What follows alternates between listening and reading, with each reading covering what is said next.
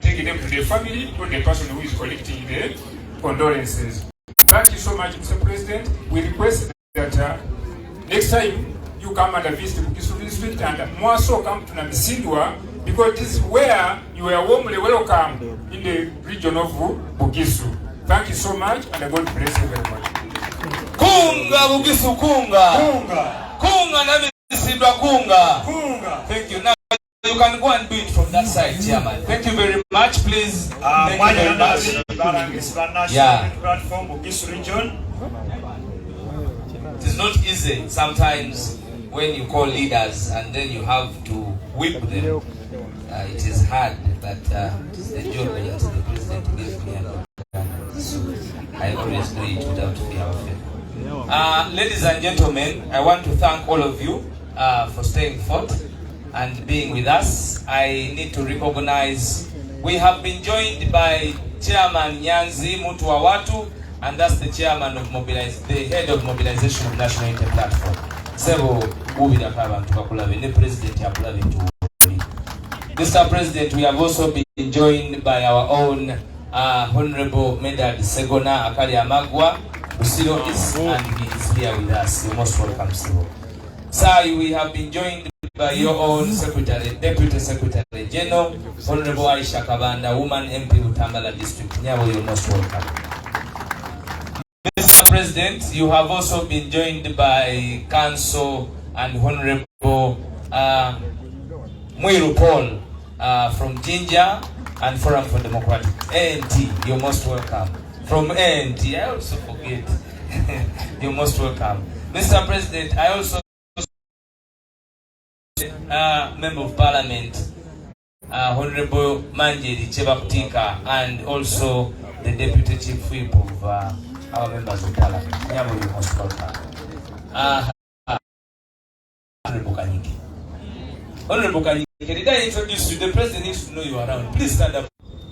He has been an elite, professional, educated, but he knew that power belongs to the people and people power. Lakalam. Ina teka ya kutukalakata tibu bezao na tulibakalam. So Wameli resting here and us being here should be a manifestation of the much work needed to liberate our people, especially where we come from. Wanga wasoma nnyo tekikulimba nti wamwe muli bulungi. Bwoba oyagala okulwana, lwana nnyo olwana tereza waka.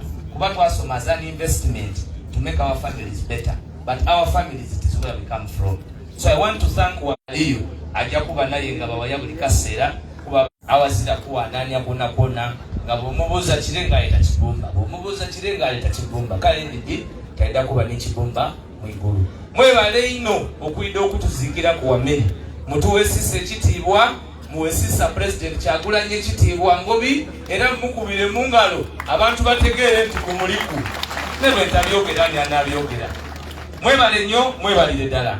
Allow me, Mr. President, now. Honorable Kaluya NID. Honorable Kaluya, oyo ne yakava mwenale mwanya alikola bulungi ebusoga Mr. President. Idola Mr. President ebusoga nange muzindalo. Mulamuseku. Mr. President, olusadolo olulangadu oluboneranga ilala. Swengere tijja kumbakobera kyaliwo. Swengere ne baba kalibala. Swengere wenda idogeme ku President mungalo nize nno muzindalo. Utatia. Isoka muna imena ali mu kintu. Baba ngobi webale kumba. Musoga nize ni mu kintu. Swengere ida tibakwidi bofana nakasanda kampya ye baba. Nako. Swengere gema aha.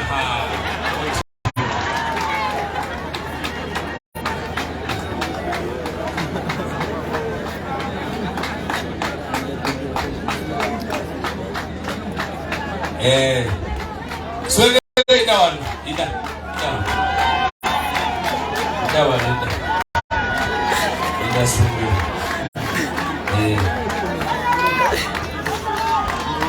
Bana Mama Kalibala wena ida. Wena ida Mama Kalibala. Kalibana mamnes. Abana bayinayo ku ssomero.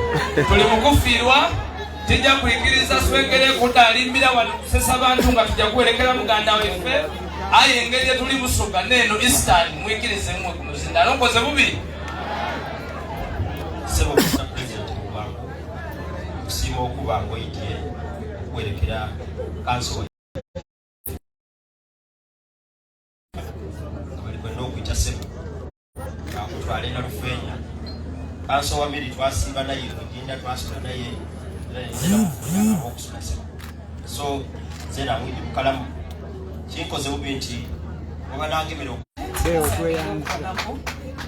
n'abakulu mwena mwena abaiti tujja kwogera bitonda kanso weffe amulamuziisa amuwa ekyomula eky'emirembe ife mubusiraamu tukoba nti amuwa Jannat Firdaus mwebali kwina bwena okuba nga mbayi bwendita munsembeza nga mangu nizo omunene gwe mulinayo mutaliba waiswa omwomuzindaalo aba atagenda kukuta mangu naye kubireko waiswa balinyoni bamusiza abalala the church abakulembeze b'ekkanisa the widow and members of the family, Mr. President, Deputy President and Lop, Deputy President Eastern, Deputy Secretary General Honorable Aisha Kabanda, members of NEC, Comrade Council Wameli, abadde member wa National Executive Committee, olukiiko olukulu olukulembera ekibiina kya National Unity Platform. Council members ba NEC abali wano muyimirire okujjako President ne Deputy Presidents. Abalala panga badde tebanabanjula. Members ba NEC abali wano quickly, please stand up for recognition. Yeah, those are some of the members of NEC who are around. Mutu Wawatu, Head of Organization, Deputy Youth, Nubian, Head of Arts and Entertainment, Hajat Kakelewe, Head Women, Eastern, Honorable Flavia, Honorable Manjeri, Kulembera Kokas, ne Comrade Sara, Administrative Secretary. Tumebaza nnyo banange ate tubasaasira okubibwako munaffe member wa NEC. Honorable members of Parliament, mwenna abali wano babadde babanjudde. Speaker wa KCCA nyabo, mayors abali wano, councillors, namwe mwenna abakulembeze abali wano. Mulimu gwange kujja kuba mutono gwakwebaza okusooka okwebaza Katonda olw'okutuyamba ne tutuuka ku lunaku luno. Kibadde si kyangu naddala okurepatriatinga bode ya Buganda waffe ono, naye twebaza Katonda kubanga atusobozesa byonna okubikola. Ekirala njagala kwebaza mukyala wa Wameli, Mrs. Olive Wameli. She has been very, very strong. Oyo mukyala, you cannot imagine what she has gone through. Council Wameli died on the 8th of February, 5th of March. So almost a month she has been going through this. So we appreciate you, Mrs. Wameli, for being strong. Kwebaza obugumu.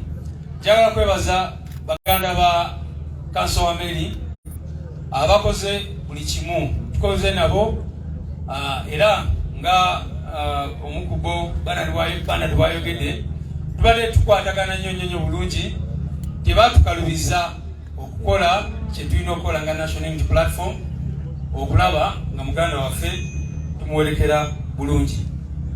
Kati nga amaze okwebaza family ekantwala omukisa guno yalwala ya kola buli kimu kyonna n'atusaba President nga bwe mmanyi ye political head waffe kati ffe abamu tubeera tukola on his behalf.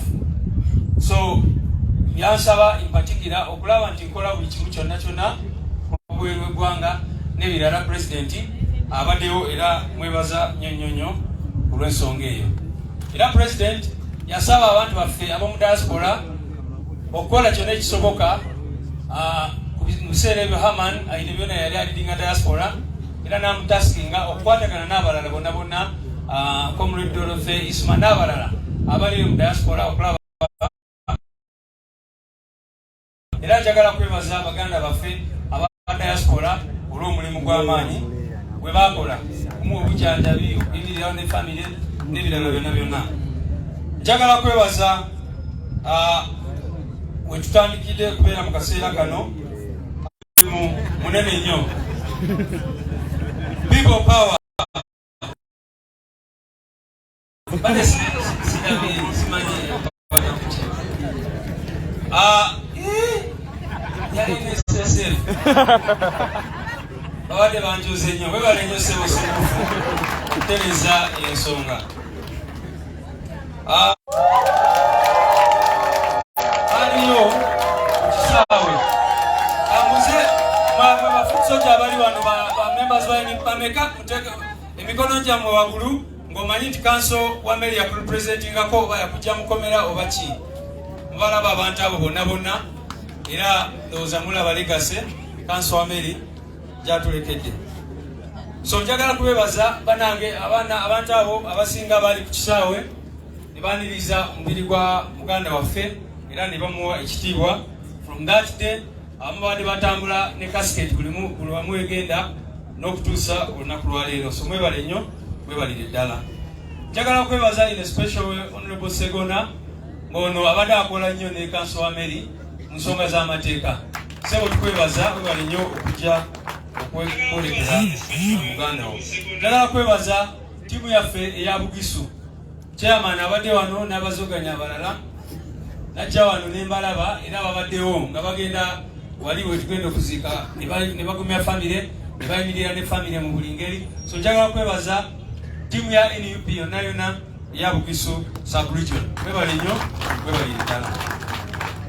Kanso Wameli mwogeddeko nnyo era saagala kutwala budde bungi. Nga luli we nayogera ekiro mwebaza nnyo okulaba nti yayimirirawo ku nsonga 3. Ekisooka yayagala nnyo famire mukyala we. Kanso Wameli bwe yalwala mukyala we yali tanafuna visa egenda America. Naye yali akuba esimu almost buli lunaku ng'olabira ddala ayagala kubeera ne mukyala we eyo gye yali. So Kanso Wameli loved his family so much. Mukimanyi bulungi nnyo abali wano nti eno bereti bw'ogyambala oba oyolekedde ebizibu bingi nnyo. Bayinza okutta, bayinza okukwata, bayinza n'okuwamba, bayinza okukola bingi nnyo nnyo. Naye Kanso Wameli yakwatagana ne President Kyagulanyi n'atandikirawo okwambala red beret. Si balooya bangi mu Uganda nti balina obuvumu obwo obusobola okwambala beret eno gye nyambadde. So Kanso Wameli yayagala nnyo Uganda. Luli nayogera ku misango egimu gyatuyambyeko gye yakola n'emirala gye tutasobola kwogerako oba gye twali tetumanyi kubanga obulamu bwonna abadde alwanirira justice. Ekisembayo ate nga kyekikulu Kanso Wameli yayagala Katonda we. Yayagala nnyo Katonda. Saba mwe abatanalaba samonze mudde ku Facebook page ye zikyaliwo obubaka bwe yali awa ng'abuulira enjiri era olaba omuntu yali mumativu nga talulunkanira yansi wabula amanyi nti reward ye esinga. President Honorable Robert Kyagulanyi Ssentamu ikanisa yehulira kumuholo kuno wehuyerekera mukanwa wefe. All leaders in your respective capacities. I'm Nambeshe John Baptist. Here I'm popularly known as Italy. All mourners, dear mourners that have come from wherever you have come, I receive you here in Masaba land with open hands. Before I say anything further than this, I would like to recognize Your Excellency the President, my colleagues, the Deputy Presidents of National Unity Platform. It's rather unfortunate, incidentally, the entire membership is not here because one of us, the Deputy President, National Unity Platform, Northern Uganda, is in this post. She's not going to be with us. She has communicated. The rest are here. And before I briefly say anything, I will National Unity Western Uganda. to come and mourn with us. You are most welcome.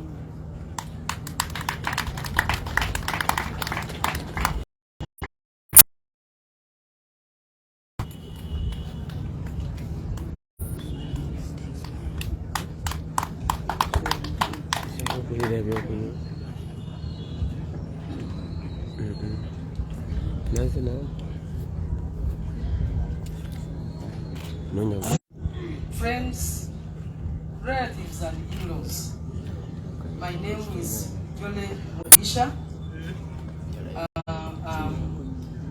I come from Western Uganda, in particular Barara district.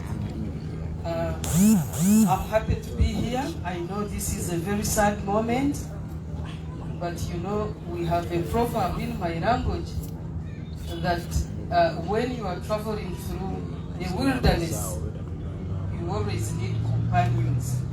So I'm happy to be your companion this afternoon when we are saying farewell to Council Wameli. Your Excellency, I know many people have talked. They have talked about Council Wameli, what he has done for us in the party and for the rest of Ugandans. I know it is great, and no words can actually explain what he has been doing. People feel it in their hearts, and you can see it from the turn-up that we have here. Your Excellency, I just have a small message for Mrs. Olive Wameli. I know it is a very, very hard task, but I request that if there is anyone with the Bible, they read for me Joshua, from the book of Joshua. I know we have Muslims and others, but Mrs. Wameli likes the Bible. So someone can read for me from the book of Joshua, chapter 1, from verse 1 up to 8. It is something that is supposed to encourage her. Anyone with the Bible? Yes, it says,